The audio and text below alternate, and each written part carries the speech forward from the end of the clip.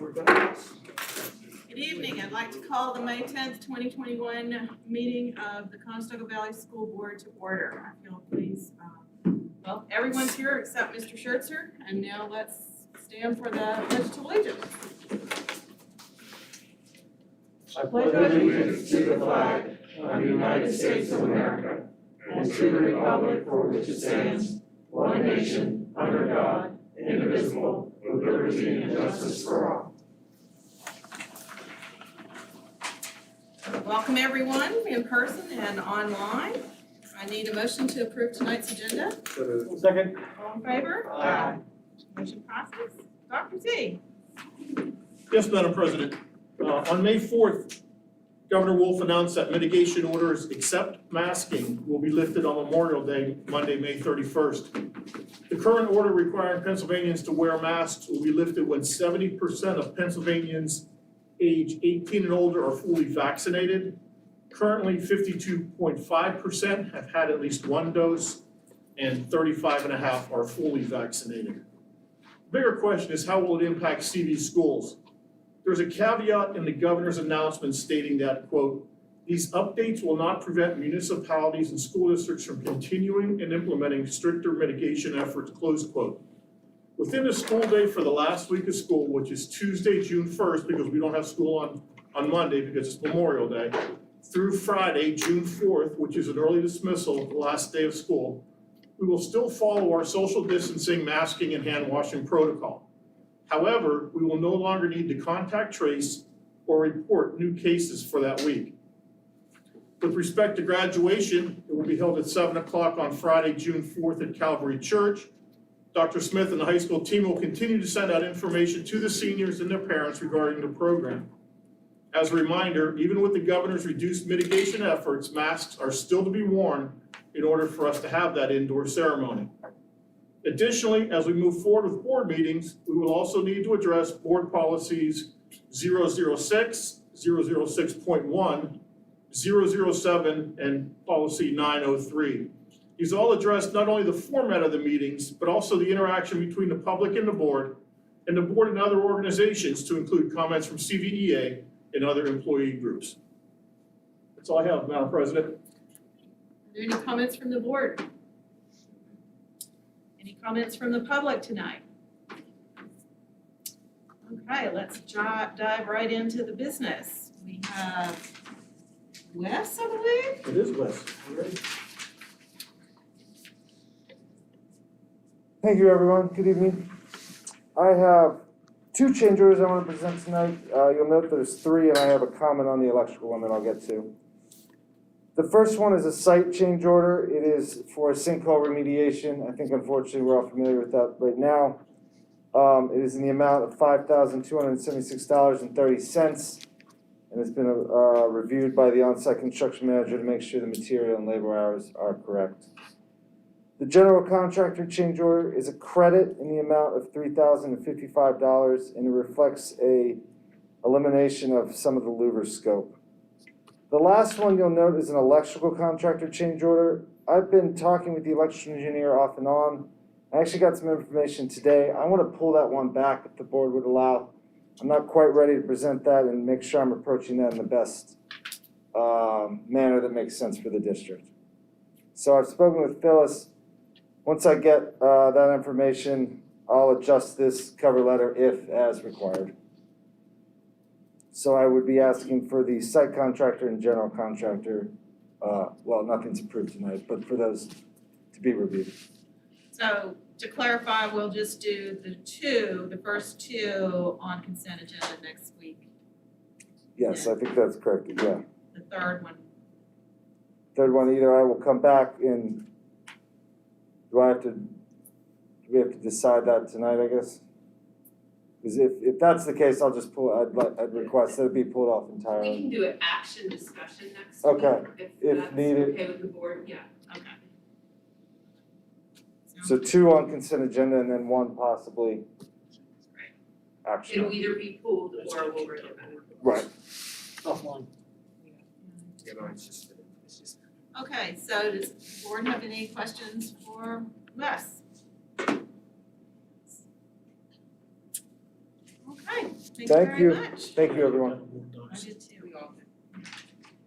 So next we have Mrs. Feaser with the Buckskin Boosters Alliance. I didn't say that right, but you know who you are. Yeah. Good evening. I'm Connie. I'm the president of the BAA Buckskin Activity Alliance. Can you pull the mic down? So Sorry. there we Okay. go. Is that better? Oh, sorry. See, bad things happen.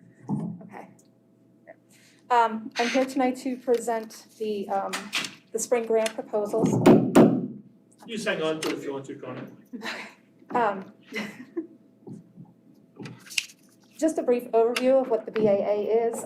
We're a booster club that oversees the activities of all the other ones. We exist to raise funds to support the other clubs to purchase items that they typically couldn't purchase on their own because they're larger ticket and they fall out of the district budget.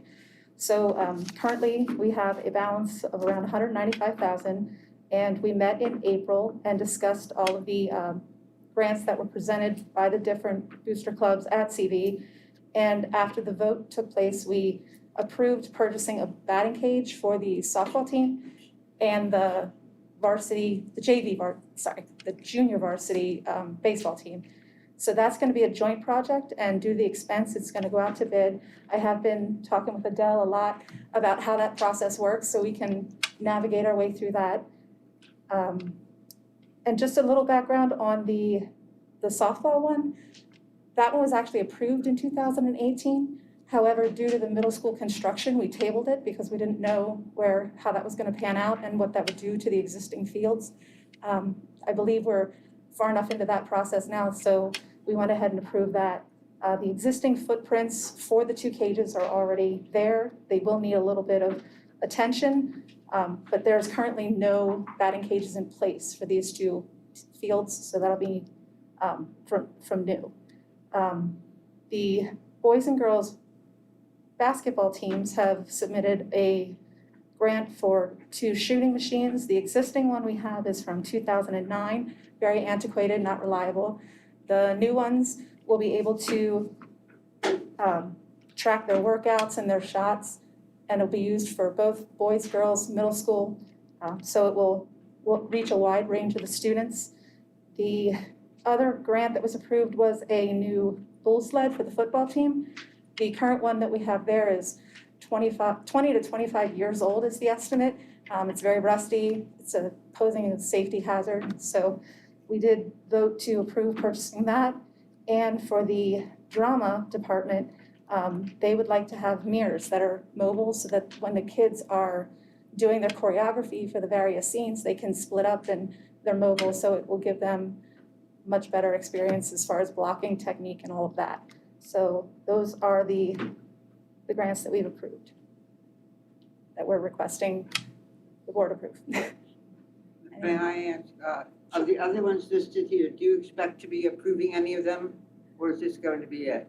At this time, this is all we're expecting to approve.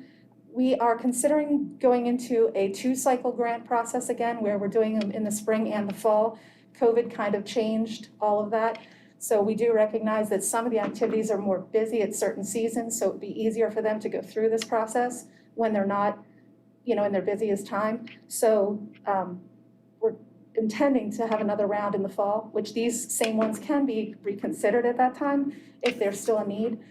The other major component that we discussed as an organization is the fact that we are going to have 2 new turf fields as part of the new middle school project. I'm sorry, could you speak into the mic? Sorry. Due to the new middle school construction, there is 2 new turf fields coming. So we are aware that there's potentially some items that we're going to want to purchase for that as well. So we're trying to be good ambassadors of the funds that we have available right now and purchase things that are at the highest need for the kids.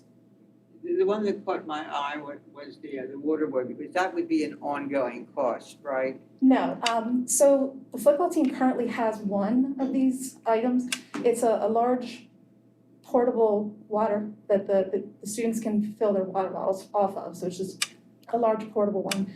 They do have 1, they were requesting a second one, and due to the cost, and with the restrictions with COVID at the time, something that was like a shared, there's multiple nozzles on it, so it was more of a risk than we felt was necessary at this time. Thank you. work your group does. We really appreciate it. So this will be on consent agenda next week for approval. Thank you so much for all you do for the kids. Okay. Next we have Mr. Drager, Director of Food Service. Talk about our food service budget. Thank you. Good evening. A little closer. Am I moving it there? Good? All right. Thank you, Josh, thank you. Thank you so much for giving me the opportunity to go over my food service program. And I'm thinking, I'm not sure which I had more fun and had more challenges was last year, when a little known thing as coronavirus pandemic hit from March through June, or if it was actually this school year. And I think, thinking back, it might have been last year when the pandemic actually hit. But when that hit, that actually gave us a leg up on serving this year. Because last year, when everything was closed, naturally everyone had to go virtual, and we had to figure out a way how we could, continue to serve our nutritious meals to the students. And between U.S. Department of Agriculture and the Pennsylvania Department of Education, they come up with various flexibilities, waivers that were instituted, and that was a constant changing, adding, and going on that we could use to continue to serve the students. So naturally, then March through June, it was all virtual. So that's when we actually instituted our curbside pickup. And it takes a team to do everything. And if everyone works together, we can do it. And we actually did, and I think it went quite well. So now this year, going forward, we actually not only had to serve students out being virtual, but also students in class. And my first picture here is with all the waivers and the social distancing and things, as you can see, we had to come up with various places and ways to serve the students so we could make sure everyone was social distance. So my cover slide here is the very first one, is the high school auditorium. So we not only served in some of the buildings in the cafeteria with a few students social distancing in the tables there, we also served in the auditorium, off the stage, students up and down one side. Middle one there is actually, I believe, is the Fritz Gymnasium. So we were serving in the gymnasiums, again, off the stage. And then that's our usual curbside pickup for virtual, excuse me, for virtual there. Okay, next slide, please. And also, with the pandemic hitting, we were normally serving what we call the National School Breakfast and School Lunch Program. But because of that, having to serve various different ways, again, with the waivers, they gave us many flexibilities. So when the pandemic first hit in March, we actually could have two different options. You could do the summer feeding program, or what's called the SSO, is the seamless summer option. So CV went actually with the seamless summer option. That way we could use most of the waivers and the flexibilities. So on there, as we started, it ran through to the end of last year to the beginning of this year. The waivers there, they actually were giving all students free meals. Where before it was categorically, you either were on the meal benefit program, you were free, paid, or reduced. Now everyone's free. Again, then we instituted our grab and go, and as I said, we were serving various locations. And breakfast, also, they were doing, you had to pre-bag and pre-wrap and pre-cup and pre-lid everything, so the students, weren't touching everything. That was done. And breakfast was actually served, I think, at Fritz on little carts, various places in the lobbies, main lobby, hallways. And I know Leola was actually being served in the classrooms. So breakfast was a little different also. We actually started the grab and go then for the virtual people. We did a Tuesday and a Thursday pickup. Then again, to make sure everything, as I said, was on carts, pre-packed. October 9th, they did allowed more flexibilities to go through actually June 30th, 2021. The flexibilities were be able to serve actually at no cost, permit meals outside typically required group settings. In other words, where we were serving to various places. Meal pattern, it had to do with, you could change if you couldn't do really a whole grain. They had a flexibility that you could go back to just a regular grain. And I think it was the sodium and also the milk. But we pretty much kept everything we needed intact. Okay. I'm sorry. Yeah, and then, as I said, they kept going more and more flexibilities.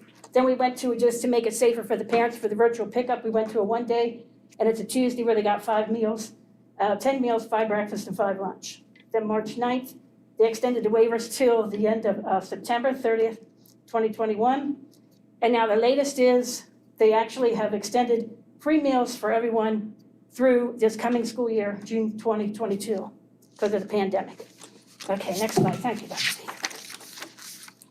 Now, normally, what we would have here is I would try and show you the different categories of paid, free, and reduced, and the total number of our breakfasts.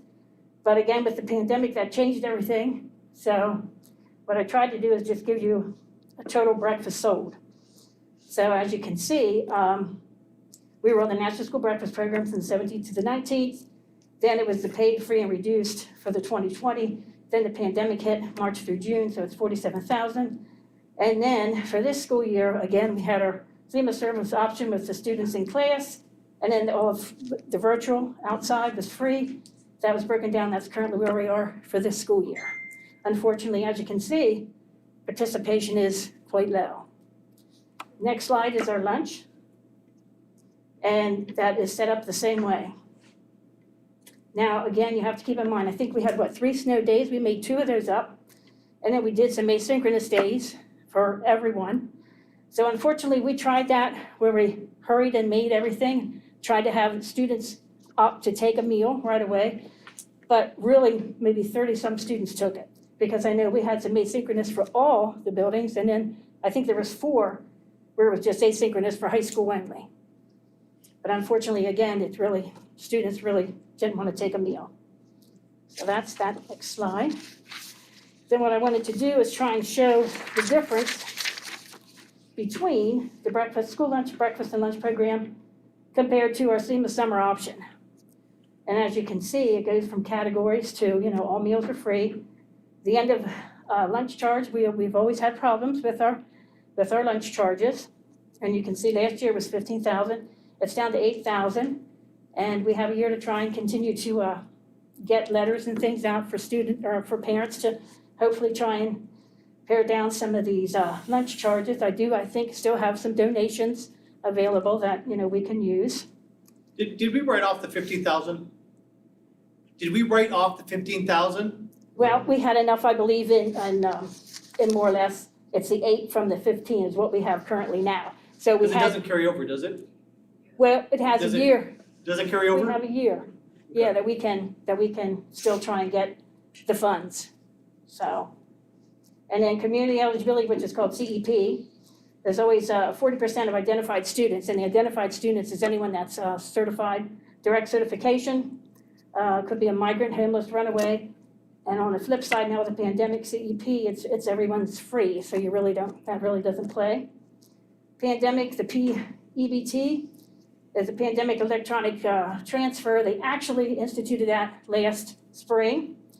And what they were doing is there was any student that was on a virtual who may not have had an opportunity to come in and get a meal, maybe a parent was unable to pick a meal up, they actually gave them a stipend for their meals. And now they're carrying that and they're actually doing the same thing again this year.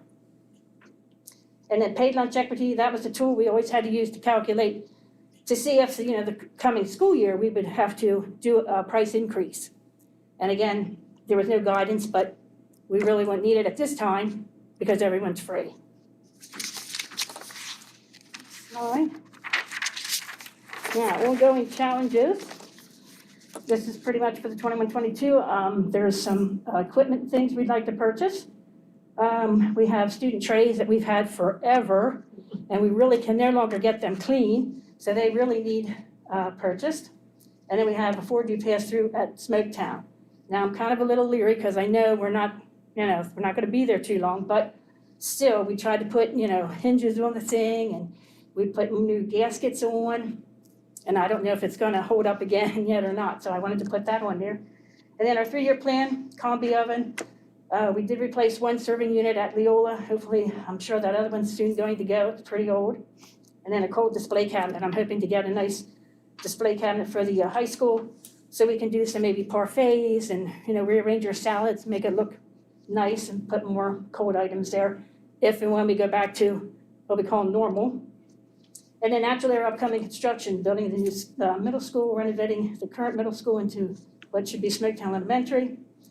And then our unknowns is the same thing. It's cafeteria staffing safety, students serving in the classroom, availability of food and supplies, and I'm currently having a terrible time. I have not been able to get my government commodities for like 6 weeks, are frozen.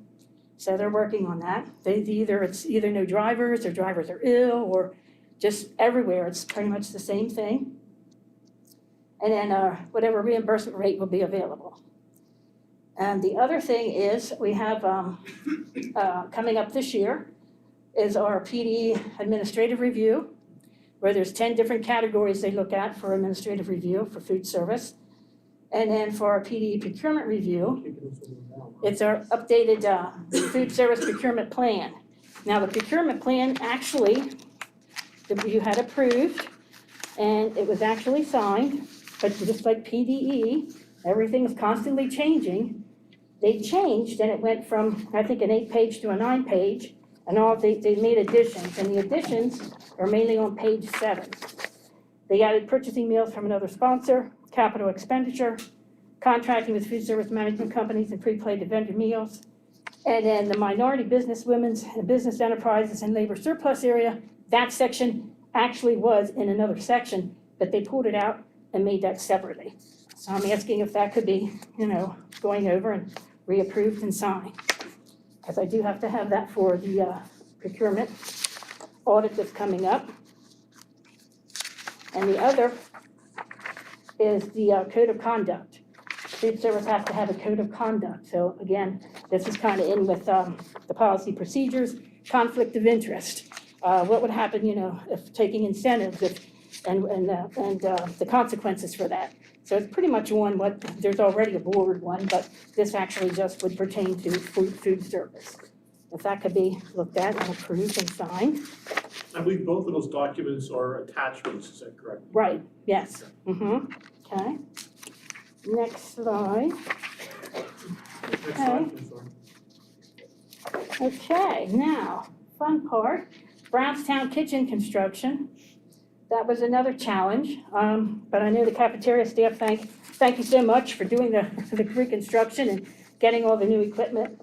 Just simply, that's of some before and after. That's the new cooking equipment. And I know the staff, they love the combi oven. We have never had a combi oven anywhere. And that is more or less, it's an oven plus a steamer. So you can use it for either or. So they love that.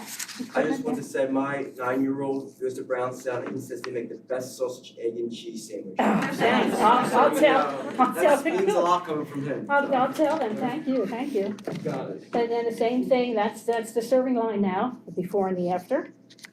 And the next one is the dish room, which is wonderful, I love it. And then last is the transporting of the meals, and kudos to SOSL cafeteria staff, Leal and Brownstown had to work close together because naturally we had to feed, the Brownstown students the whole time construction was going on. So they made everything at Leola, packaged it, wrapped it, everything there, loaded it in the van, had to take it over, unload it, serve it, load it back up, bring it back in. So they did that twice for breakfast and lunch, and I think they did a great job for that. The equipment, last month we approved disposing of a lot of equipment. A lot of that was kitchen equipment. Is that what this was from? No. And is it the equipment that we disposed of? Oh, This is what we were replacing? right? yes, I'm sorry, yes, yeah, we had new equipment there. I And assume that. we took some of that to auction, but then some I did keep, because I'm hoping to repurpose it, either okay. maybe at Fritz, like the steam line, things like that, so I still have some of that I'm hoping to repurpose and reuse. Okay. And then my initiatives is pretty much, hopefully, everything goes back to norm. Serving our breakfast, grab and go, and looking at trying to get more now that the students have eaten in the classroom. Hopefully that will be a thing that we can pick up, maybe some more breakfast participation. Continue to conduct our taste tests, which we did this year also. We had some taste testing, so we got the students' feedback on some new items. Again, hoping to institute food service committee meetings. Snack vending, we still have our healthy snack vending machine. naturally trying to keep marketing the program, and kudos to Katie, our PR, for constantly putting all my communications out and putting the emails out to parents for the sign up for the virtual. Okay, farm to school, yes, I continue to use the DoD produce. Elementary cooking clubs, that's one thing we really missed, and I know the students liked it, and so did we. We had a blast with those cooking clubs, so we're hoping to get that up and instituted again, get the students involved. And just continue communications, and normally I belong to the SNAPA, School Nutrition Association of PA, and usually our last meeting, we will have the legislators come in, Brian Cutler, that type of thing. And that was wonderful. I mean, we had feedback, we gave our problems, our concerns, and they listened and took action. So that's really great. And it just continued with the middle school construction. So recommendations for this coming school year is no student meal price needed. Everyone will be free. And that is, again, because of the pandemic flexibilities in the school, in order to support safe reopening, healthy, nutritious meals. And U.S. National School Seamless option, again, is through the entire June 2022 school year.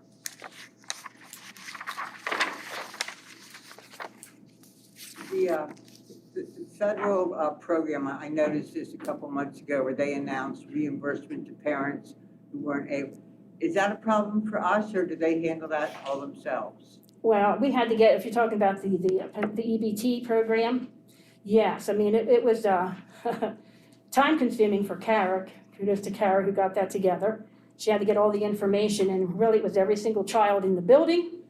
They had to have all the information, and they had to know whether were they virtual or were they in-class learner for that time. So she had all that information, she sent them, then it goes from that, and then they take care of everything else. That's all we had to do was send that particular information.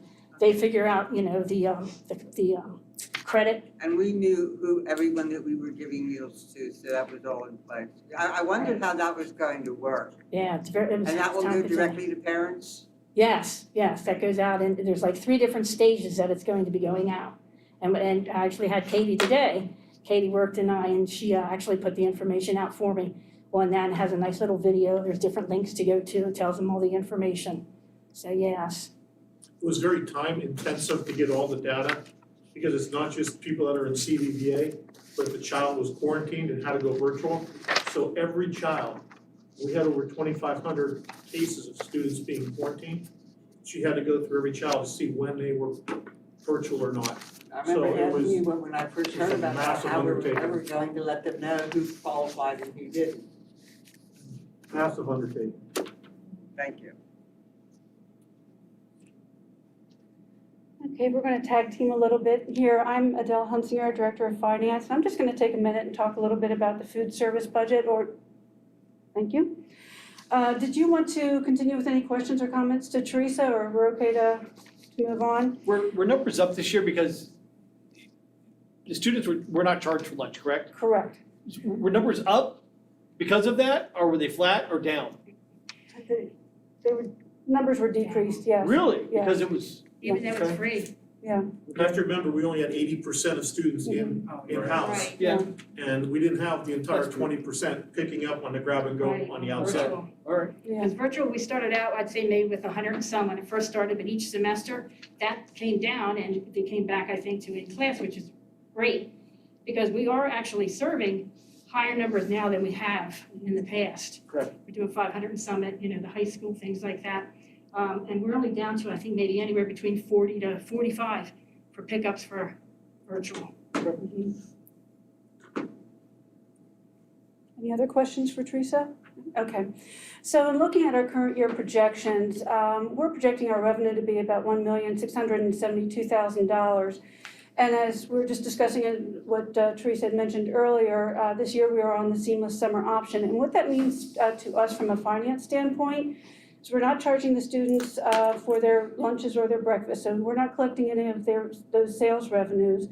But we are, however, receiving higher subsidy from the government. In previous years with National School Lunch Program, we received subsidy, but now because we're on the seamless summer option, we're receiving higher subsidy based on the number of meals that are served, that are provided. But what we're finding in our current year projections, and this will pan out as we close out the fiscal year, is that the increase in that subsidy just isn't quite offsetting or compensating for the loss of the breakfast and lunch sales. So we'll see how this works through. Our expenditures, we're projecting to be about $1,714,000, and that includes about $27,000 of capital equipment repairs and purchases. So we're looking at ending the year with about a $42,000 loss.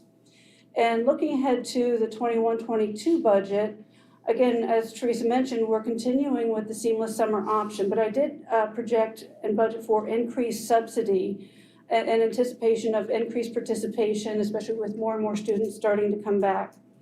Our expenditures are budgeted at about $1,830,000, and that also, as Teresa mentioned, includes $38,000 of equipment repairs and purchases. So we're budgeting a loss for next year of $57,600, and that will bring our unreserved fund balance down to $460,000. The next slide is just the detail of everything I presented here. I've given you that detail in years past. Thought you might like that to have as a reference, but do you have any questions? That's just a brief overview of the budget. Any questions that I can answer or anything else for Teresa? No? Cool. Jill, I just want to say thanks, that you have a fund balance in the food service account is something to be proud of. Not every district has a fund balance for food service. It comes right out of the subsidy for the general fund. Yeah. And I believe I have a policy. Yep. Please.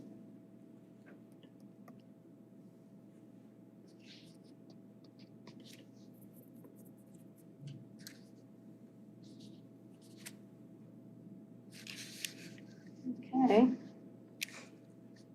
And then for food service, the policy 820.1 for lunch accounts, this was enacted way back June 16, 2014. And this was in reference to when students were having so many lunch charges. We came up with guidelines and a policy how to deter students from having so many charges. Well, unfortunately, there was an Act 55 of 2017 amended Section 1337 of the PA Public School Code prohibiting schools from denying a school food program meal to any student who requests one, but does not have the money to pay for the meal at the time of service or in their meal accounts. So because of that, then I'm asking that everything there be taken out from 820.1410 from the kindergarten, 6th grades, middle school, high school, because unfortunately we can no longer do that. And then the last thing there, it says about have guidelines for notifying parents. And I do have the guidelines, and they are in the welcome back to school letters every school year that is posted on the website. It tells them the lunch charge procedure, tells them the transfer of funds, and there's also something in there for the seniors for like end balances at the end of the school year. So I was hoping you would approve those deletions on the policy. Love for first reading on consent next week. Okay. Any questions?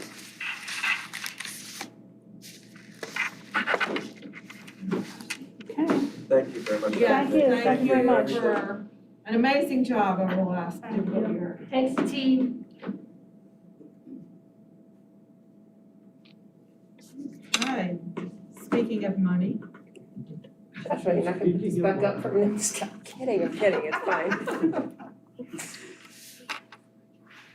Yeah, before I start into the proposed final budget, accolades, I mean, everybody has worked so hard this year, but especially in food service. I mean, to be able to turn on a dime, and if you remember a year ago, 14, 15 months ago, to be able to feed kids literally that following week after we shut down was just really amazing and impressive. And, Teresa will never take the credit. She'll always say it's the team, and it is, but you can't have a solid team without a solid leader, right? So kudos to her for that. Okay, so here we are, time to be talking about proposed final budget. So what I'm gonna try to do is three things throughout this presentation. One is to give just a little bit of context, kind of lay of the land, so we can kind of get to the starting spot of where we are. Then a section where we're gonna talk about the 21-22 budget. And then the last section, we're gonna talk about the Esser Funds, so the two pots of money that are coming from the federal government. And for the board members, I know some of that Esser stuff we went through, we divulged a lot of information to you and unloaded to you at the retreat, so you've had a chance to take a look at that. But we've done some work since then, and so hopefully we'll be able to bring it all forward in a public setting tonight. So, first slide, I thought it might be interesting, speaking of, it's been a year, to go back and take a look. And if you remember when we were at this meeting last year, we were talking about paths to recovery from a global standpoint.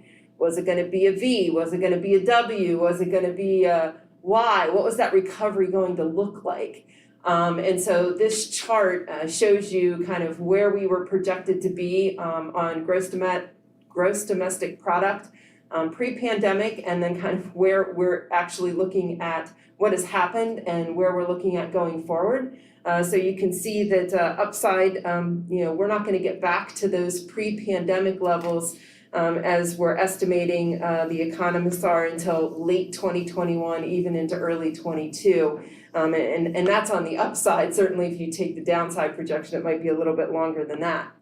So you take that global, and then next slide, you kind of drill down into the Pennsylvania economic forecast. And we've talked about this slide before, so I'm not gonna go through it again, but it just, when you take that look down to the state level, you can see that some of the industries that were really obviously hard hit in this pandemic are industries that are near and dear to us here at Conestoga Valley. So retail, accommodations, hotels, and then certainly restaurant groups as well. So you can just see the percent change decrease, dramatic decreases in those industries.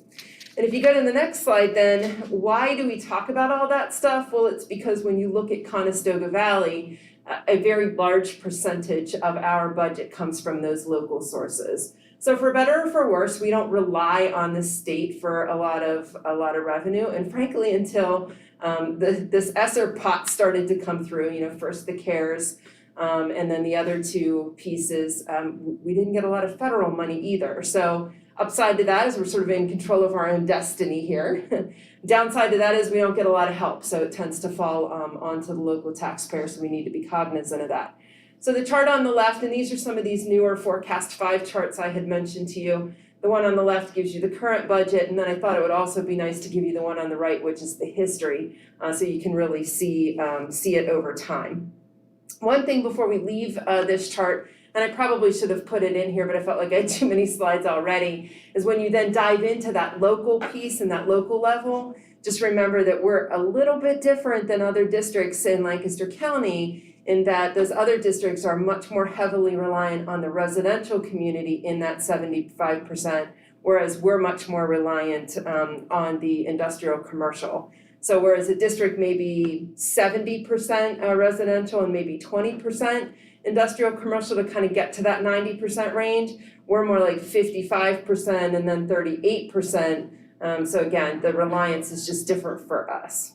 The reason that I bring that up then, if you go to the next slide, that's okay, Dr. Z, thanks, is, and I had shown this chart before, but I updated it with the latest numbers to just illustrate the point that when you look at our taxable assessed value, the total pot of billions of dollars that is our tax base, and you try to say, what does that look like over time? And I took 2018 out because that was the reassessment year. So obviously if you put that one in, it sort of skews all the numbers and makes it look a little goofy. But if you take that one out, you can see that when I come to you and say we don't have growth in that number, this chart shows we don't have growth in that number. So other than Columbia, which is obviously a negative, Conestoga Valley is not seeing a year over year increase in growth in our taxable assessed value. And so the next piece, then if you go to the next slide, one of the reasons that, you think about, well, we have industrial growth, we see some great things happening at Tanger and out on the Route 30 corridor. Why is that happening? Why are we not seeing that growth? And not to pick on Rockville, but it's a really good story to illustrate the point. So prior to the reassessment, Rockville was about a $65 million property. And then after we actually had all the numbers finalized for reassessment, the property sold. And so when the new owners went to the County Board of Assessment and appealed their assessed value, they had a bill of sale in hand. It's a pretty hard argument for us to come in and say, well, the property value needs to be higher when the sale value is right there on that paper. So there was a decrease to around 30 at that point. And then, as I had mentioned to you and the board knows, they appealed again this summer. And the Board of Assessment did grant that appeal down to 13. So pretty significant decrease just in 2 years for us in that one property. We are actually going to court on this one, so time will tell. We'll see if we're able to get anything back on that one. But when you calculate the revenue loss on that one, and I did it conservatively because I used not the value, you appeal in 1 year for the next year, so I used our tax rate in the year they appealed because at the time we wouldn't have known what the tax rate in the next year was going to be. But again, over $600,000 of lost revenue is significant to us. Amusement tax we've talked about before, and we'll dive into that a little bit at the next meeting because we're going to have to set the rate on that for next year. But again, that one's capped at about $350,000. We are projecting, even with having taken the rate up for this year, obviously the places that feed into that tax have been closed and have not been able to, sustain their businesses. So, the tax for us isn't there, but that's probably the least of everybody's worries.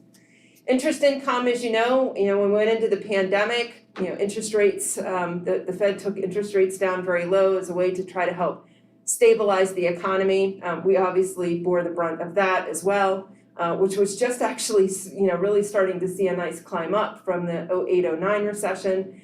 And then the great part of paying off our debt is we don't have the debt in debt service. The downside is the sinking fund subsidy that we get back, reimbursement from the state, also goes down. So we've lost about $400,000 of revenue there. So if you take just that revenue picture alone and you add those up over the last couple of years, we're behind by about $1.7 million. So we have to make that up somehow because our costs continue to increase. Speaking of costs increasing, the very last item that I put on there, and this isn't the only one, but I thought, we've talked about this one before, and I just really want to hit it again. The cyber charter tuition rates that we've shared with you before.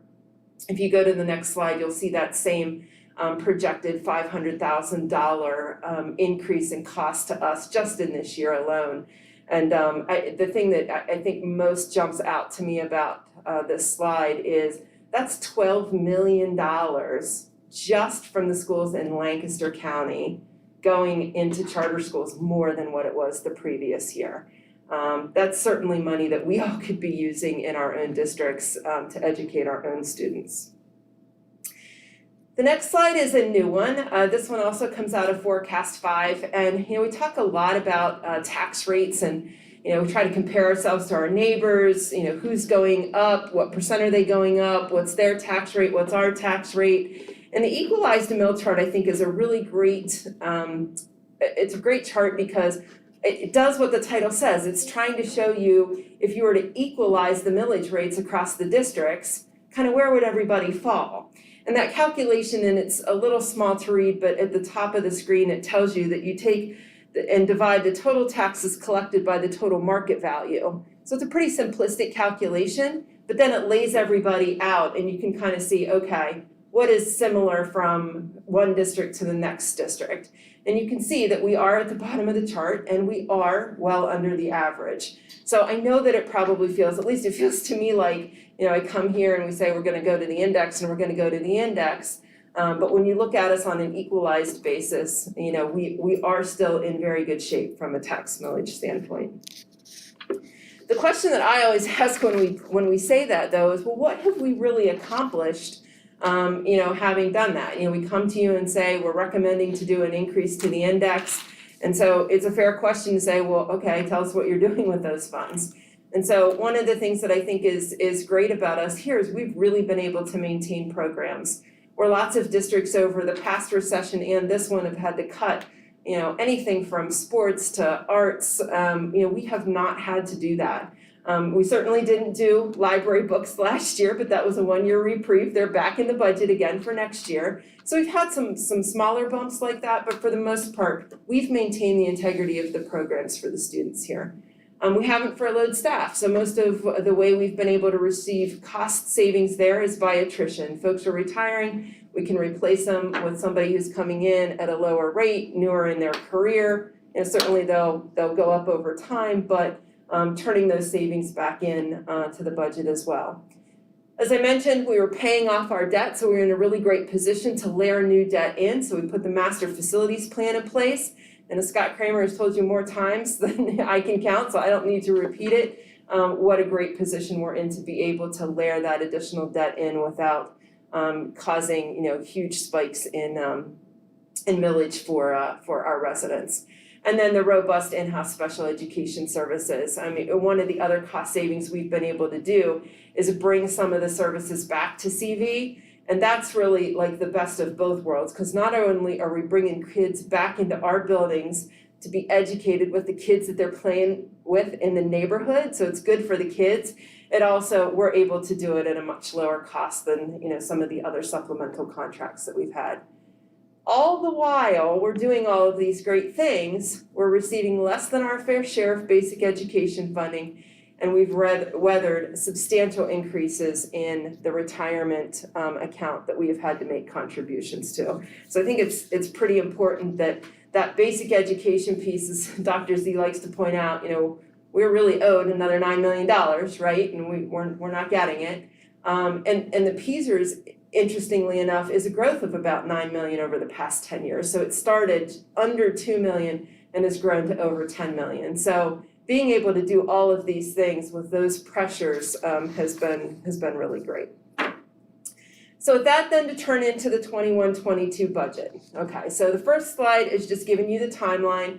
So we're a week ahead of next week. Want to kind of lay out where we are with you so you can give us some feedback. Tell us whether you like it or don't. We have more work to do, how you feel about it, and then we'll come back to you either with what you see tonight, if you're good, or if you want changes, you're going to tell us what they are and we'll make them over the next week.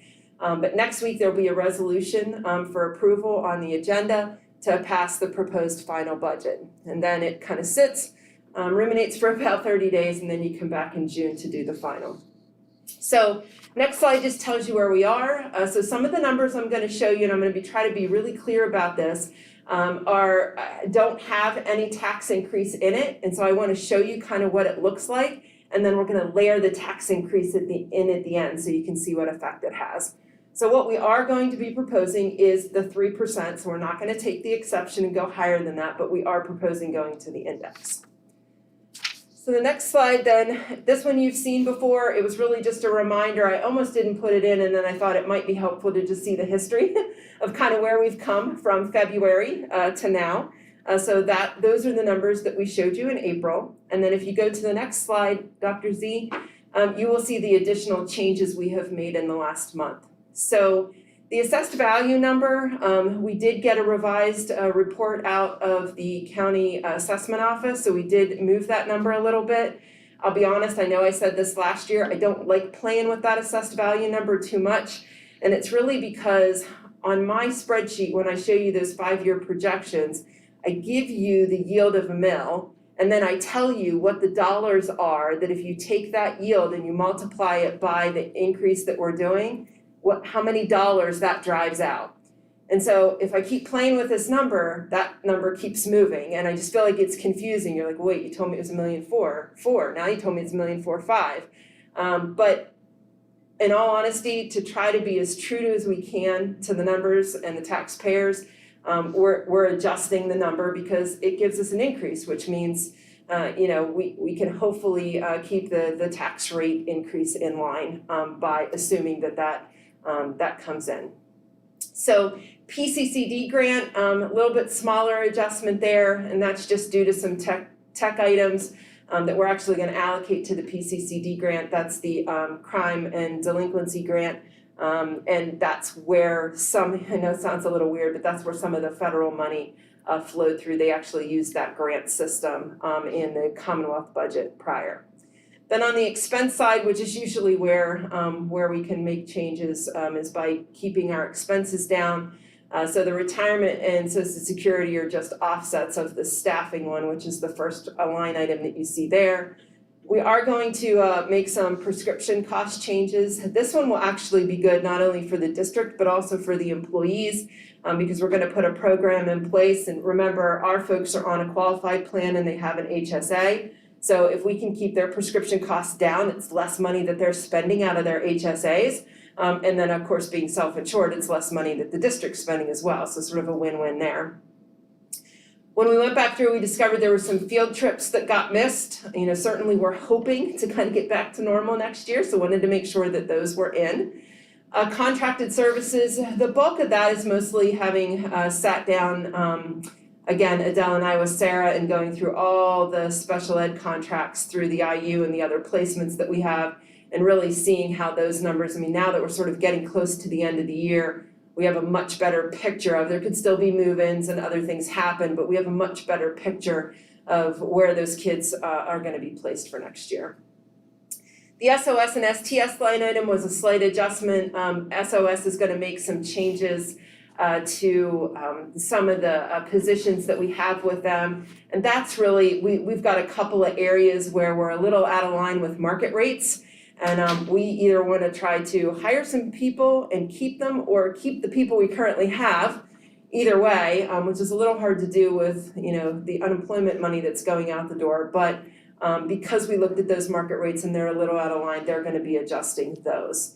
So they're doing that within their contract. That's not anything additional to their contract, but the way we budgeted was we don't budget 100% of their contract because we have turnover, and so they don't usually bill us 100%. So we were just a little bit light there and needed to make that adjustment. And then the last one on the transportation line item, so the way we do big project items with the bus company with Brightbill is normally we do a 50-50 cost sharing with them. So it is now time for us to look at the upgrade to the GPS system, which I think is now going to 5G. And then also the tablets and the scan cards and the cameras that are in the buses. And so that is our 50% of the cost, so Brightbill will be picking up the other 50%. And that's traditionally how we've done it, is made sure we have a cost sharing there. So on the next slide, what I tried to do is then grab that April, those April numbers, compare them to where we are tonight, and really kind of give you a breakdown. So we definitely have made some more progress, so we're down to about 2.2 million. And you're probably thinking, if you didn't already skip ahead or look at it over the weekend, we're like, well, that's great, how are we gonna get rid of the 2.2 million? So if we go to the next slide, we'll show you how that's gonna happen. So we are going to kind of pull this together in a couple of different ways. One is the Esser Funds. And again, as I mentioned, I have a little section at the end that's gonna talk about Esser specifically, but we're gonna take about $800,000 of the money that the federal government is pushing through, and we're gonna use it to offset current expenses. So that'll help fill part of that hole. As I mentioned, I wanna layer the 3% increase in, so you can kind of see literally what that does very clearly. And then also the use of fund balance of about $600,000 that we've been talking about is there. So doesn't get us completely balanced, but within $10,000, I think we're doing pretty well. Now, in that budget summary, you're assuming a 0% state increase. Correct, and I will explain that when I get to the slide where I talk about the future considerations, yes. Sure. The next couple of slides, in the essence of time, I'm not gonna go through in detail, but I wanted to make sure they're here because Mrs. Graff asked me about them last week. So what's in on the technology side, and what we tried to do is where there were some decreases in costs for any reason, we tried to call those out below to make sure that you know what those are. The next one is what's in maintenance. The final one then is staffing, which Dr. Z covered in April, so we've got that piece. And then, as Dr. Z just mentioned, the following slide talks about some other effects to consider.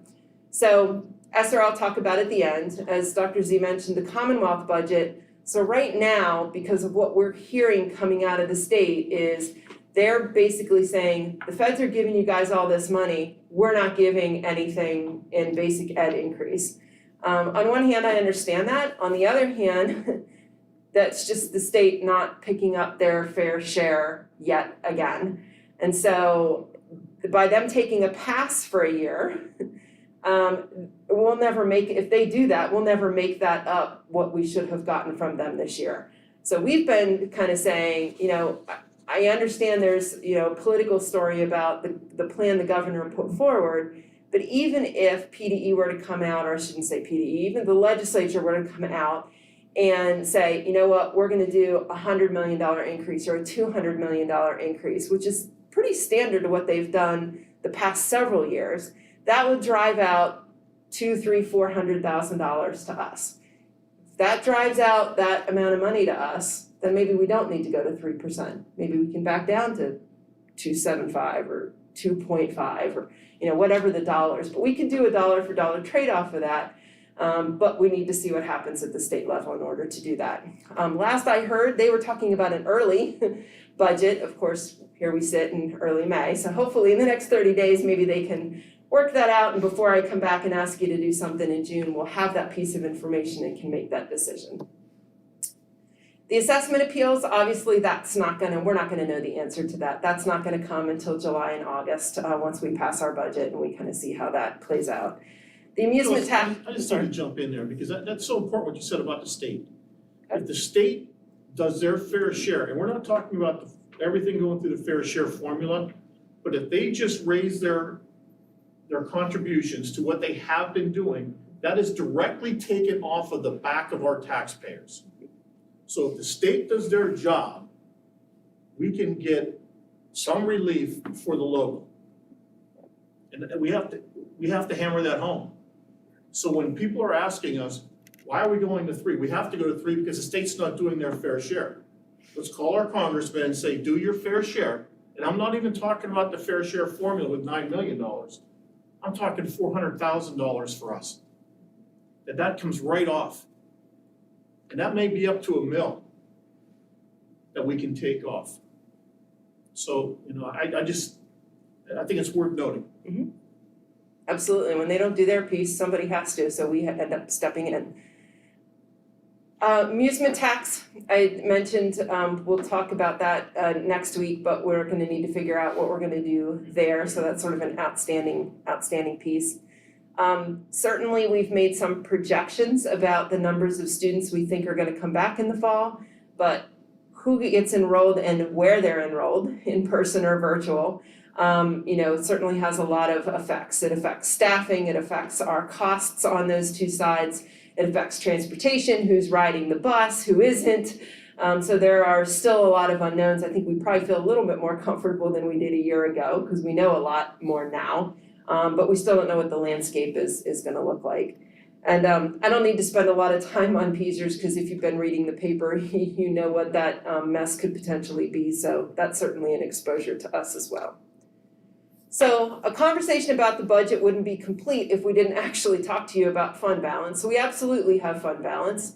Remember when we had to add the 6 virtual teachers to make this year happen, the board voted to use fund balance for that. That's what it's there for, kind of rainy day stuff that we need.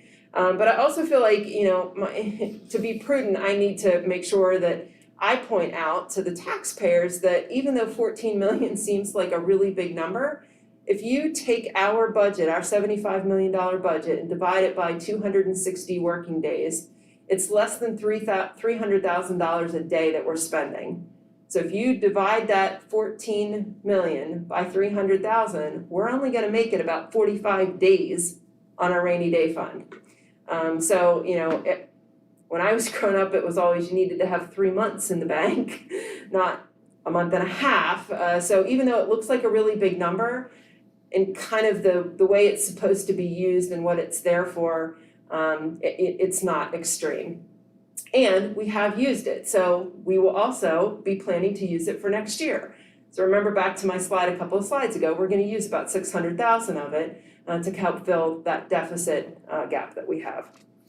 The next slide then, again, some more graphical representations. You know, some folks, it's better to see it on a graph than to be able to just look at the numbers. Not gonna focus too much on the one on the left because it really just shows you if you use fund balance every year, how quickly it goes.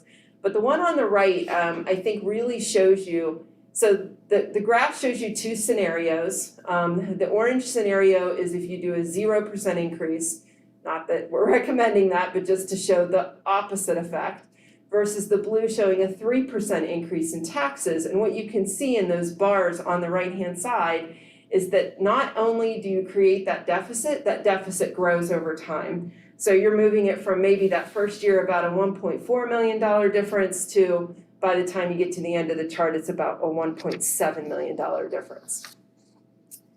So then the last piece, I apologize, cost of the homeowner, always put this in so you know exactly what we're talking about.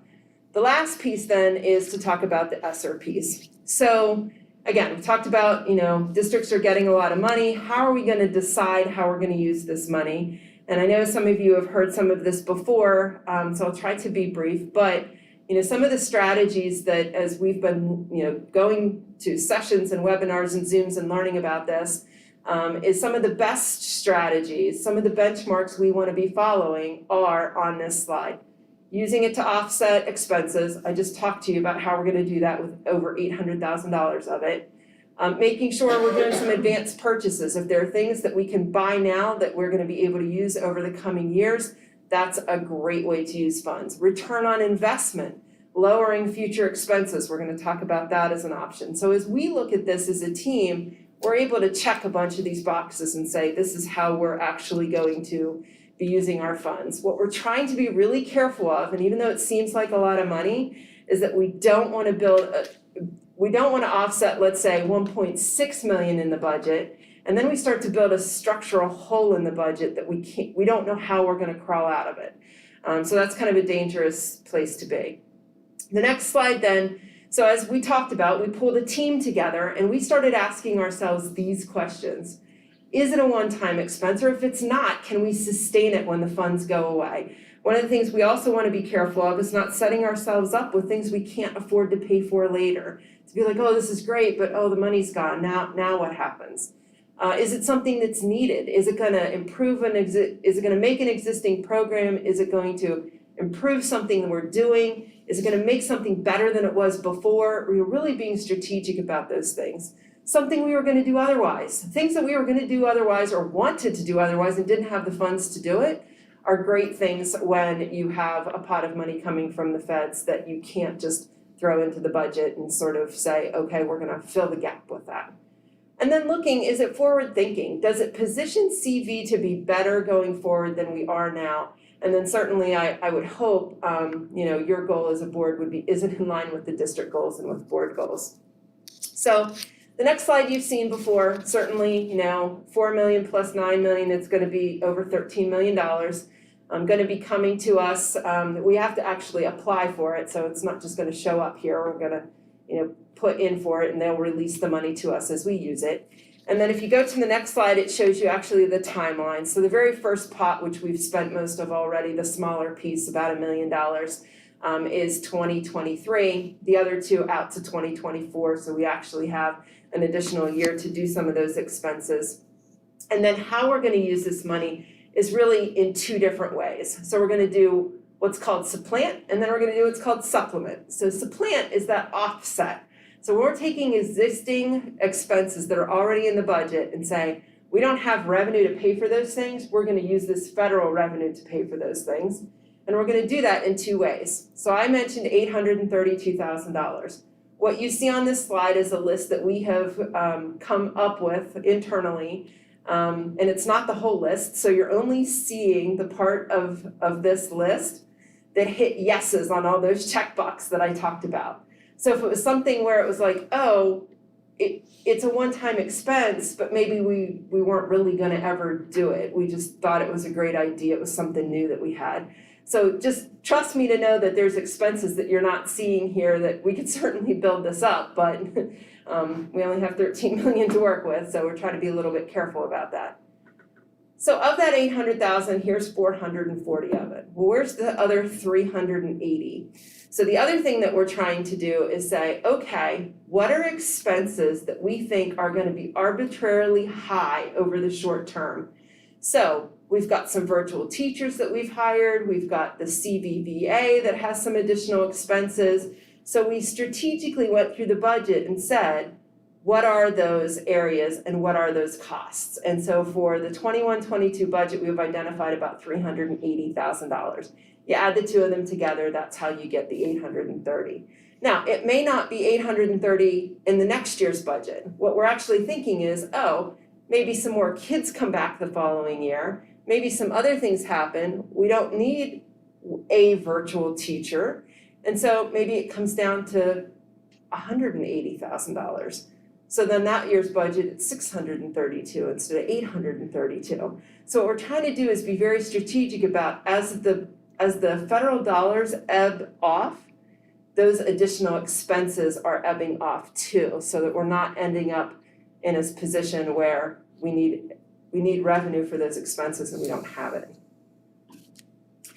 And then the other pieces I mentioned on the next slide is the supplement piece. So these are things that we are not doing currently. So we, again, got together and developed a list for those things. And in the very appendix, in the very back of this PowerPoint, which I'm not even gonna touch on tonight, but I put it there for your reference, is the whole laundry list of the things that the Esser Funds can be used for. And so you're gonna see things on there like social emotional learning or helping with remediation. So, we're looking at social emotional curriculum. That would be a one-time cost, pretty significant, but something that we can buy and then use going forward. Learning lab, which is our way of saying, after school tutoring, remediation, those sorts of things. Certain transportation component that comes with that. IXL is a piece of software that we're looking at, can we buy it up front, buy it for 5 years and then use it going forward. And then there's language in there about, making sure that the environment that kids are learning in is good. So we are looking at some renovation projects, as you know, where we're gonna be able to touch some of those heating and air conditioning units and make the environment better. And that's not just for COVID, it helps COVID, it helps the flu, it helps mold and allergies and all sorts of things. And the beauty for CV is it's stuff that we were gonna do anyway. So our decision point there is we can borrow the same amount we were gonna borrow before and maybe do a little bit more with it. Or we can say, well, now we've got some federal money to use, we're not gonna borrow as much, and then we don't have to put as much on the debt service line item of the budget. So either way, it's hopefully gonna help the district and help the taxpayers. So the one piece that we do yet need to come back to you with, and we, in all honesty, haven't done it yet, because there hasn't been great guidance out of the feds about kind of how all this is gonna transpire, is how are we gonna show that last piece, that Esser piece. I can pretty much tell you as business managers, we've kind of talked about it and said what's probably gonna happen is, let's just say we do it over a 2-year period and we say, we're gonna use 4.7 million the first year and 4.7 million the second year. We're probably gonna just plug the 4.7 million into federal revenue. And in all honesty, my thought is that we plug the 4.7 million in budgetary expense on the budgetary reserve line item on the expense. What that enables us to do is as stuff ebbs and flows, we're not doing journal entries to try, or budget transfers to try to get stuff to move around. We've got it in budgetary reserve for what we need to use it for. We'll be transparent, we'll come back to you and say, here's what we're gonna use it for, here's what we're gonna use it for, and then you'll be able to see. And at the end of the day, when we kind of close out the budget and start to the new year, then it flows through the fund balance and we can handle it that way. So thinking that that's the way it's gonna happen, but just not comfortable showing it to you quite yet, because we're really honestly just hoping there will be some guidance between now and June that we'll be able to really solidify that plan and come back a little bit more succinctly with it. So that piece is not in yet. Again, final thought, what we're really trying to achieve is we're getting, revenue, once in a lifetime dollar amounts. And we're just trying to make sure that we're good stewards of it and that we're making sure that we leave CV in a better place in our anticipated uses of it.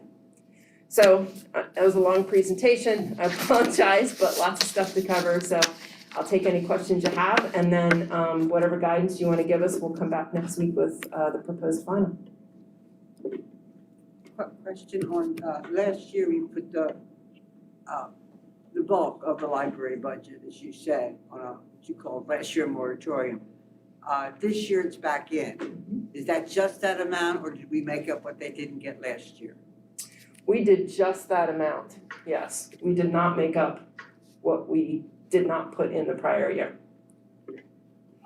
And we did that, Mrs. Graff, with all of those line items. So if you remember, it was library, it was food and refreshments, it was dues and fees, it was professional, there were that whole laundry list. We reinstated them back to normal levels, we didn't double any of them. This is a soft spot in my heart, is library. I think for me, it's the heart of our educational system. As we go over final numbers, I'd appreciate if you consider making some of that up. My next question is, last year, I felt I had a better idea of what was requested but not given. We had not just the what's in, we had the what's out. I don't have as good a sense as to what was requested. We had a few presentation, athletic and tech and such, that had asked for money. My question is, what was denied? Yeah, I would say that because of COVID, I feel like the administrative team was much more muted in their requests, would that be a good word? This year than maybe in past years. I think we understood that this was gonna be tough and where we needed to be.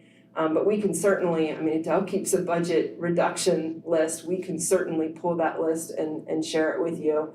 Most of the things that happen through, the buildings and departments are smaller items that add up.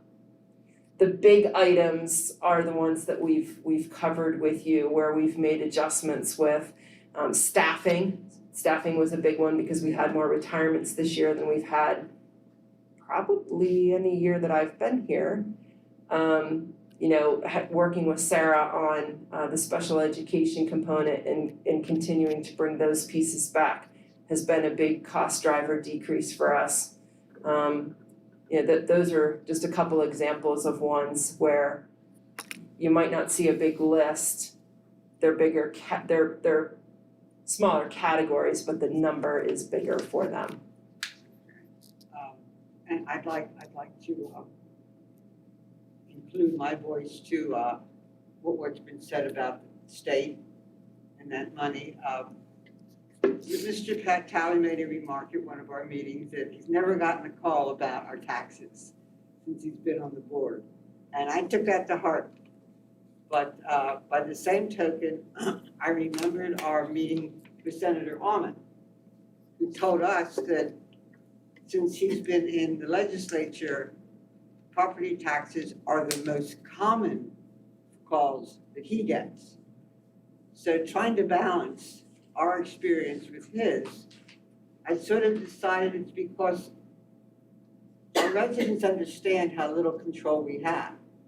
It's not that they're satisfied with what's happening and not calling us to complain, it's that they know who to complain to, and it's the state. That doesn't mean people aren't happy. I am really, despite the horribleness of COVID, I'm pleased to see that there are some aspects of it that have allowed us to have a more moderate budget this year, and I appreciate that. But I look at tax increases differently. if we often say, well, it's only costing $60 or $70 or $80 per household. But for me, I look at it cumulatively. If we raise it $60 this year, next year we're paying that $60 again, plus the next 60. So, as you go on, after 3 years or 4 years, a $60 a year increase ends up being $600, because you're constantly adding it. And your 3% is always on a bigger number. So the 3% is more dollars. And I don't see how this is long-term sustainable. I mean, 10 years goes by quickly. And over a 10-year period, that's a huge increase in someone's property taxes. And I think the board has an obligation to maybe be a little more active in advocacy to the state, because I think we're reaching a tipping point. And especially with, many of us may not see it, but individual economies, people's household budgets and employment numbers are going to make it impossible for a lot of people to continue just to glide along the way we always have, small increases every year, which we're very proud of, being able to keep them small and keep them consistent. But eventually, cumulatively, they become large. And I think we need to step up our voice, make it louder and stronger. Just my perspective. My big thing is on the CVVA. And I know we've had this conversation before, that if we invest in CVVA, I expect the dollars going out to stay in and have it offset. And I think that's a fair request. That's our hope, and that's why you saw that there was a CVVA special education teacher. Yep. Because before we go to the cyber charters and say, hey, come on back. Yeah. We have to have something for them to come on back to. So, and that's where we're making it a more robust CVVA. And we still have to pay for CVVA though also. Sure. Because you have to buy that packet that we use, the K-12 packet. If we can get those cyber charters back, the ones that left just because of COVID, that's our first target area. Right. It's hard to get the ones that have been embedded in cyber charter for years because they're used to that system. Not that we're not gonna try, but if we can get the other ones back, Mike, you're exactly right. Even if they jumped into CVVA and not all the way back into the building. Didn't we hire a coordinator to bring these kids? We are looking at that. Are we looking at that? That's one of our assistant principals that we're gonna hire. Okay. And that's the other area where I would say we have to be stronger advocates. We're one of the few school districts that hasn't passed a resolution. I just think there's more that we could do to get that message through. And this is the year to do it. This is the year cyber charters are being looked at. There are slowly but surely a few legislators who before were reluctant to even discuss the financial end, who now are. And that message just has to get out, but that is just money right down the drain. It is. The county spent $50 million in the last 2 years to cyber charters. Well, and it's not just state, it's federal. I was reading an article where the federal government spent just tens of millions of dollars for private and cyber schools that never even opened. They just got the money. I mean, this is sinful from my perspective. But I'm much more pleased when I read over this weekend than I thought I was going to be. To have one positive thing to say. Right. How about the rest of you? What do you want to see next week?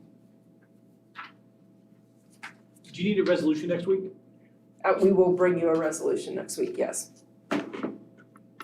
That resolution is for final amounts, not detailed. Correct. Correct. We can still move things around Yeah. within that. It's a budget to hit the timeline of what Mhm. we Yeah. need to do. Yep. Sure. And it is a budget. It's gonna Yes. go, you know, Yeah, budget isn't a law, It's it's just it's a guess. a map. Yeah, and certainly, I mean, there have been some years we have made very few changes between May and June. and then there have been years we've made more, so believe me, if you say, here's where we think we're good for next week, we're not quitting. We will still be working the next 30 days to try to get any other, dimes, pennies, whatever in between the May meeting and the June meeting we can. We're just, looking for some direction, like, are you okay with where we're at? You're unhappy, we need to move more, where do we need to move? Just so we bring you something back that, you can feel like, okay, I might not like it, but there's been a lot of work here and we can do this one. And I think my point is, I just don't want to start a trend where we're just in the hole and we can just never get out of it. I think we've done a really good job over the decades of making sure that we're okay, and I don't want to end up like a school district that just is so far in the hole, they're in an abyss. And I get the property tax increases, et cetera, but I just want to avoid that. I'd just like to go back a bit to echo Mrs. Groff's concern about the library funds. One of the things that we have tried really hard to do is the one-to-one computers, but one of the things that we have seen is that it is not the same. And books in hands of students, working one-on-one or in small groups with teachers is the most effective way to recapture those reading losses, some of those social emotional areas, and so I really feel like we need to double down on the library based on what we cut last year for COVID. Yeah, that was a temporary cut last year. Mhm. That was just a Right. 1 year, one and done. Right, but the point was that we're not restoring in this budget yet the part that was caught last year. So it's Right. just being returned to what it was before. You talking about doubling it from Yes. last year? Doubling it to make up for last year? Yes. Yeah, we can certainly go back and take a look at that, but just, for us, the library was the library, so, Yeah. readings and books and stuff that kids are doing in classes and that was in books and periodicals, that's sort of a different line item than the traditional library. Is this the replacement of library books Mhm. type of thing, where you buy new books and just a library? Yeah, and periodically we gotta go through and see, as we've gone through these renovation projects, we've looked at the amount of library books we have, and Dr. Z always likes to say, I wanna see, when they were last taken out, signed out, and then that'll kind of tell us, And the librarians do a good job of weeding out the old They do. volumes. The So we issue will- is replacing them. Correct. Yeah, Yep. absolutely. We get behind, when we don't have the best books that were available. With many Yep. kids, this is where they're, Yep. where they will get books. This is, We'll definitely- and a lot of it has to do with the research and backup for classroom work. It's not just a matter of go find a book to read for pleasure. Yep. And last year, as I remember, they cut their budget in half voluntarily at the first stage. And then we took away most of the rest, so we are behind. There's materials that we don't have up to date that we need to. Yeah, we can certainly take a look at it. Other thoughts, questions, references? Thanks, Phyllis. Okay, you're welcome. And so next, you will cover Lancaster County Academy budget. Yep, Lancaster County budget, rather quickly, it's a 4.3 budget increase for their budget. For us, the per seat cost went up 3% from just under $5,000 a seat to $51.45 a seat.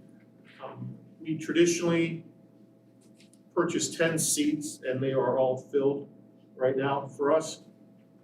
Again, Lancaster County Academy is an alternative ed setting where students who are having trouble in the regular education setting within their district find a way that they can get the LCA, get a high school diploma.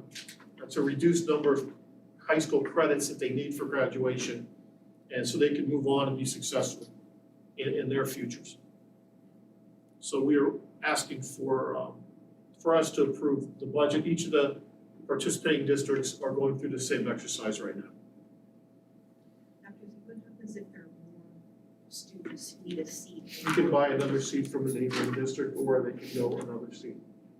And typically, Typically, we're fine right there at 10. In fact, we just added our 10th, it was last month, I believe, Mike, wasn't it? So, And for those that aren't familiar with the academy, that's 10 seats at any given time. That's not 10 students for the whole year. Right. Some students don't stay the whole time and we just put another student in that place. And we have had years where we actually bought extra seats. Yes, I will say this, if you look at that, you'll notice the huge savings we made by not staying at Hack. Yep. And that went to increasing the quality of our program. We fixed up our tech, we gave our teachers training that they desperately needed. I think the quality of what they're providing has gone up. They've readjusted some of their requirements. So kids aren't taking courses that they really don't find relevant.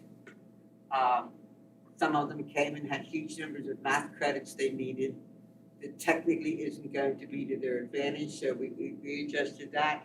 And also in this budget, and we don't know if it's going to stay, is looking at expanding to another location. It would cost us nothing, but we've been offered almost free a location that would help us serve a section of the county that right now we're a little distant for. So if that goes through, I was here instead of at their last meeting when they did budget. So I did ask for a list of what the costs would be as far as staffing and tech to do that. But we are more and more finding schools that districts and guidance departments who are starting to pay more attention to what we have to offer, and we're reaching out for summer and non-member students from non-member districts, because our aim is to help students, not to have members. Are these students that would typically be expelled for behavior issues? I'm sorry? Are these students going to the Lancaster Academy for students that would be expelled? No, these Like these are not, they're students that are academically struggling would be a good way to put it, Mike. They may have some behavior issues, but there's not an expulsion. It's, I don't think, A lot of our I'm trying to students. think, maybe one student I think that I've expelled in my 4 years. We looked at LCA as an option for them, because they were close to graduating. They might have had 16 credits, and it would have taken them too long here at CV, and they were already 18 years old. So for them to move over there was the best choice for them. I would add to that many of our students are now parents, and the hours of a regular school district don't work for them because they're now out working. We've had students that had criminal problems, that have had drug problems, and for various reasons just didn't thrive in a traditional setting. And as I always say, for every child that we get a high school diploma to, we probably save dozens of kids because they now understand the importance of their diploma. And their children are there. You must come to one of the graduations because there's lots of babies there. And it's quite a celebration because many of these students have really gone through hard times. Sometimes they had family problems. They just couldn't make it and attend school regularly. And with the hours and setup, education becomes available to them. My dad's on the LCA board. I like that it's a collective, so not one district, it's a collective, which is a good thing. And I think we had a meeting down there about, what, 5 years ago? Didn't we, down at the Park City, was it down at Park City? We were at Park Well- City for, what was it, 20-some years, 30-some years? But it was really compelling to go down there and listen to the testimonials Yeah. of the students that were on the wrong track and they got on the right track. We have had to adjust to a lot of changes in education, a lot of changes in society. And I think we're becoming, if anything, more relevant than we were. We're starting to see districts that withdrew from the academy come back to us, interested in, and we have partial memberships now, and And that's one of the reasons we're looking at another location. Well, when we switched to Hack, we had an uptick. And we had a lot to offer. But for a student who barely believes they're capable of graduating high school, it's hard to convince them that what we're offering them is a chance to actually go to college. Yeah. Because that's just off of their radar screen.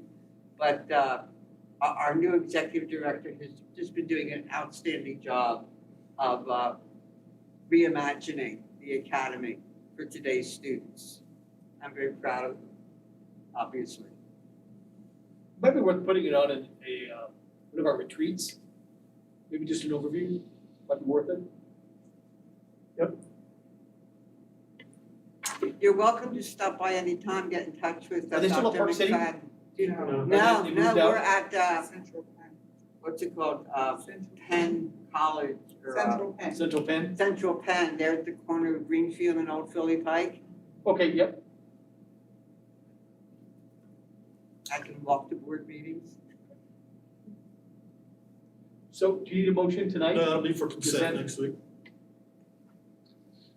So next we have policy review, and Dave, are you up first with the? I am the first one, it's the residency and the right to education.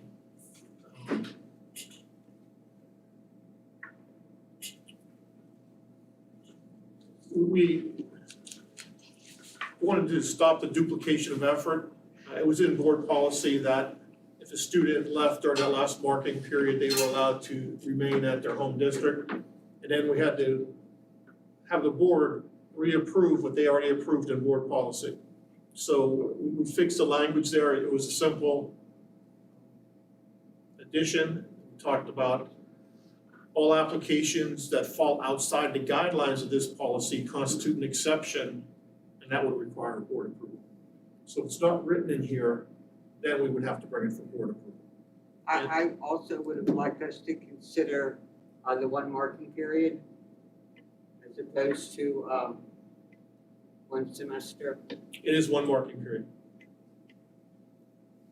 Because it's different, you have a marking period is a trimester at the elementary and middle, and it's, Yeah, well, as I read over this, I thought of that because the high school is on a block schedule type of Mhm. thing. And perhaps we need a differentiated policy to cover the high school. If you're on block schedule and you move and it's the middle of the block, or, there's only one marking period left, you've lost that course, depending upon where you go. And I know other schools may be stricter, but I've been concerned about this since we started block scheduling. How we accommodate both incoming and outgoing students. And I think at least at the secondary level, that the policy should reflect how we actually function. And So make it a I think doing semester? a marking period in the high school makes no sense. right, it's not we have the 9-week marking period, so they're on quarters there. So, if we wanna make it at the semester, that's fine, and it's a trimester at the elementary and middle school. So anytime during the last trimester and anytime during the last semester at high school. To me, it's not gonna help everyone, but it's gonna make a difference for a lot of them. Right, and not everyone takes advantage of it, some people just go ahead and move anyway. Well, yeah, and I'm sure a lot of parents struggle over, making these decisions. Nobody purposely wants to do that, but I think anything we can do to allow the student to complete a course, I remember moving, in the middle of things, and it's hard. You can't expect a student to take a final from another district, from a course where they took most of it here. It just doesn't work. Well, and then that's another problem of those schools that are not on block going to year round. It's hard enough. That's. But I think for those we could help, that is only common sense to do it when the course actually ends. Okay, I'll make those changes for the next reading. Thank you.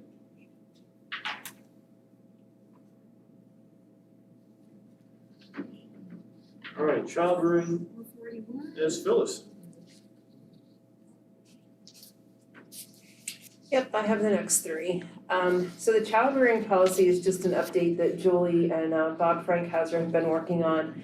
And we've had a couple of interesting spots where a person wanted to do a leave that was not right after an FMLA leave. And then we've also had a question from a person who is a part-time person who wanted to do child rearing, which they're allowed to do, and the policy was just silent.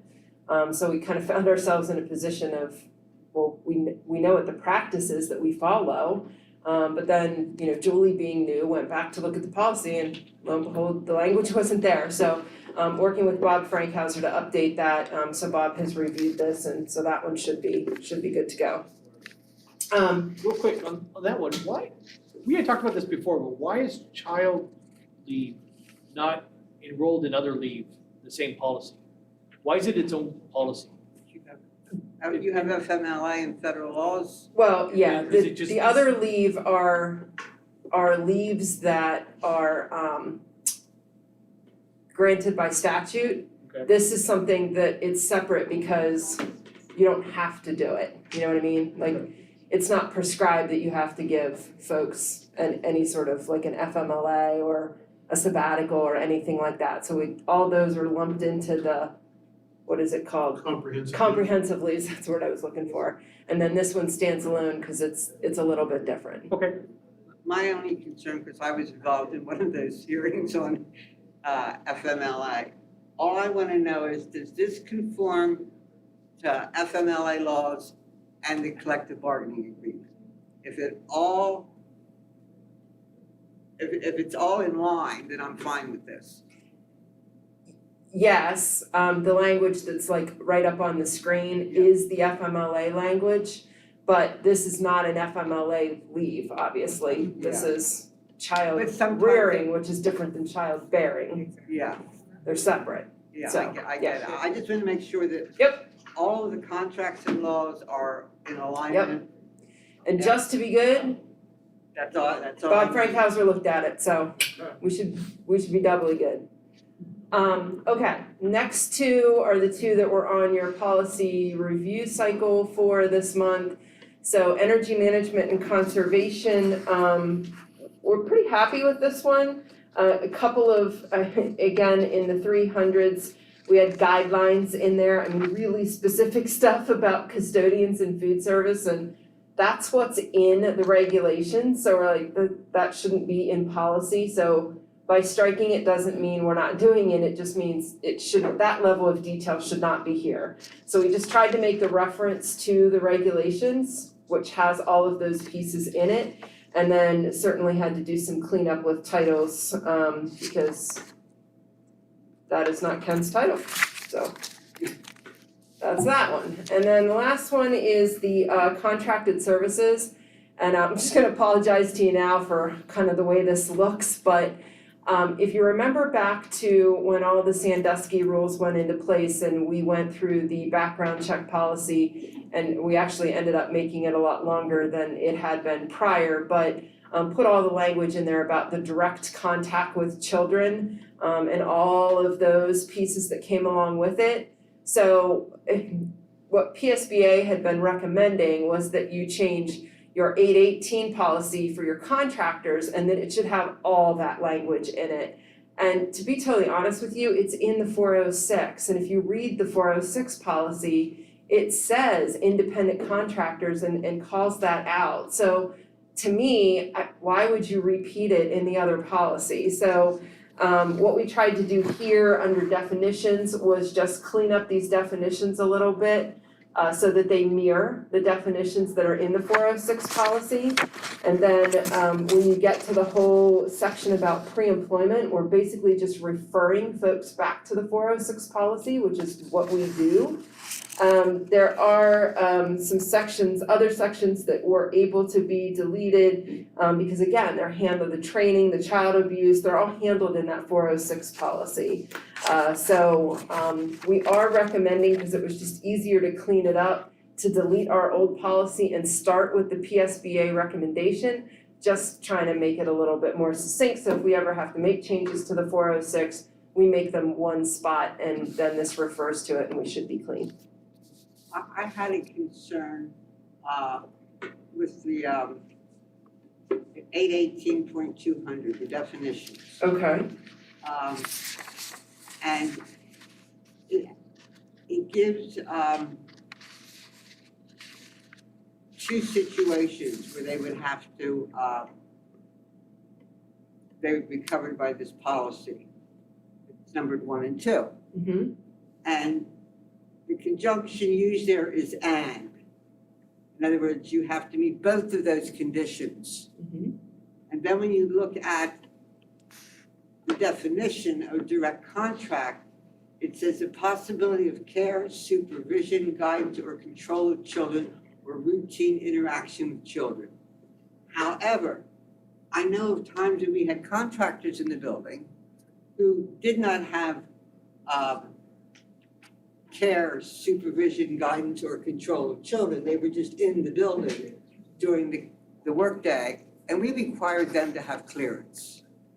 yeah, and that all goes back to the 406 policy, so when those changes, if you remember that summer, what happened was the legislator put those changes in place, and it was an and then they literally came back like in July, updated the law and made it an or.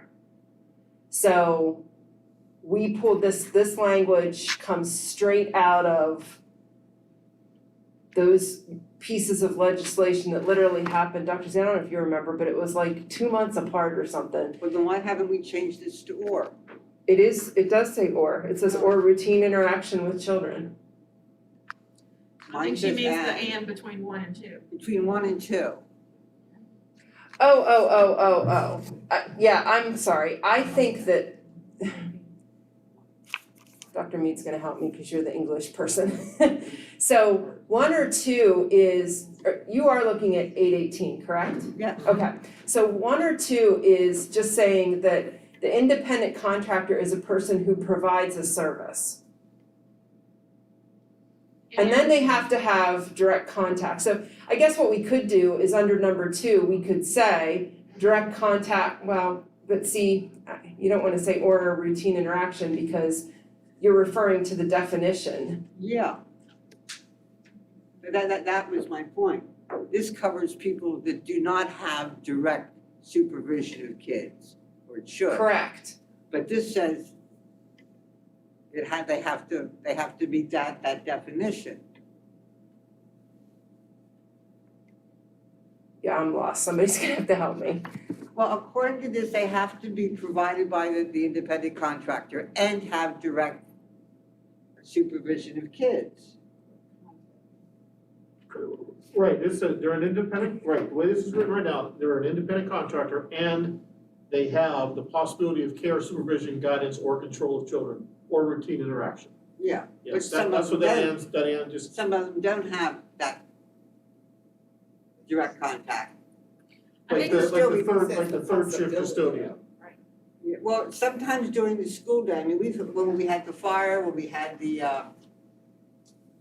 mold, we Yeah, had and we workers in the have those building. people, we required them, if you're in the building, whether you Yeah. have contract with That- children or that's not. fine, but that doesn't seem to be what this says. No, that is what it says. Not as I understand it, this policy. Is it because of the word possibility? Well, yeah, but only the possibility of those things. If they don't have that, they still have to be covered. When you read it, it sounds like they have to have a chance of having care, supervision, or control. She's saying, does this cover independent contractors who don't have, Right. who don't She sees have a loophole. interaction? No, it does cover them. So like the guys that are working on the middle school, there's no children in that school because it's not built, but we require them to I get know, but clearances. what I'm Even though they saying, don't meet both 1 and 2.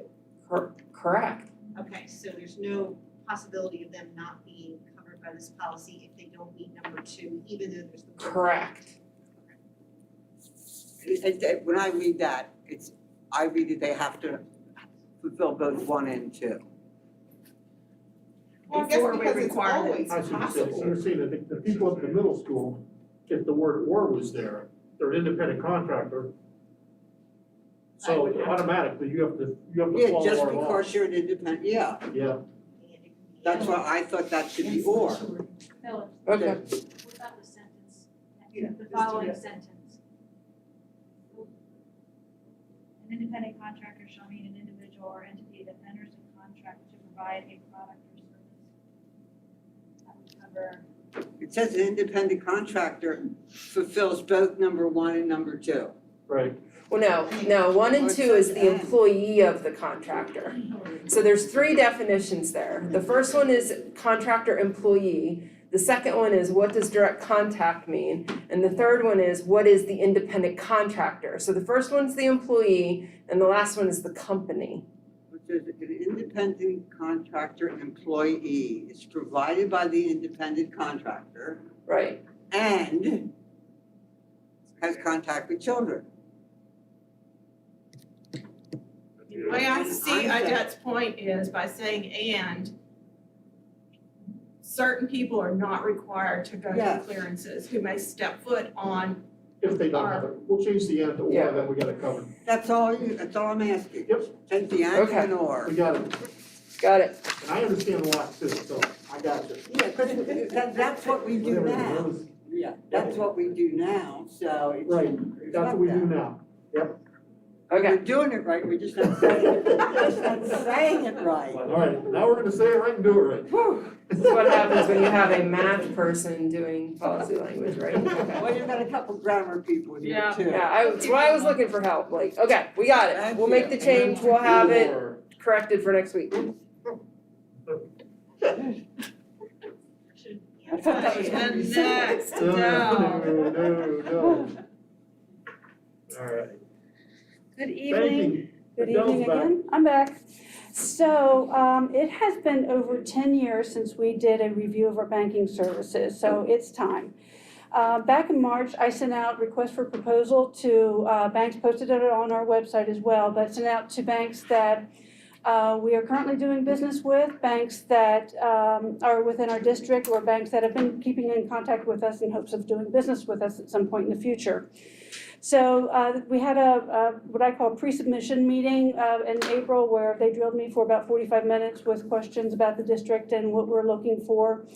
And then the proposals were due from all of the banks this past Friday. I had reached out and contacted 9 banks. We received 6 proposals back. So the next step in the process is for me to go through them in great detail and evaluate the proposals. And then what I'll be doing is coming back to you in June to review the proposals with you and make a recommendation at that point. Our hope is then to have a contract signed and move forward around July 1st with any transitions that we make. We don't know how it's all going to fall out at this point, but because it is such a big process for us and an important project in the business office, wanted to keep you updated and let you know what we're doing and what to expect in the next month or so. So any thoughts, questions, concerns? Cool. Thank you. Board, we have the tentative agenda for next week before you. And any comments from the public? I don't see any public here. No? Okay, board matters. Board issues from the board. I would like at some point to have, not a major report, but some indication as to what efforts we're looking at to address loss of learning.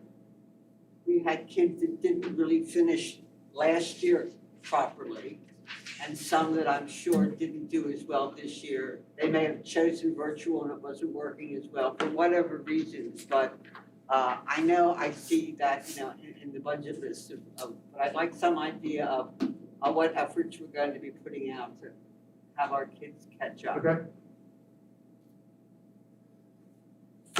We put on hold as a board filling the 3rd position on the construction committee after Mr. Smucker's resignation. That position is still open even though we filled our board position. So I'm not suggesting we fill that tonight, but go home, think about it, and look at moving it forward. We have several issues before us in terms of construction with the new projects, and we need that person. about your workload and your skill set, your interest. And then I'll lob it to Todd. Okay. Anything else? Board. Okay, take a motion to adjourn to executive session for legal reasons. So moved. Second. Say aye. Aye. Okay. Okay, we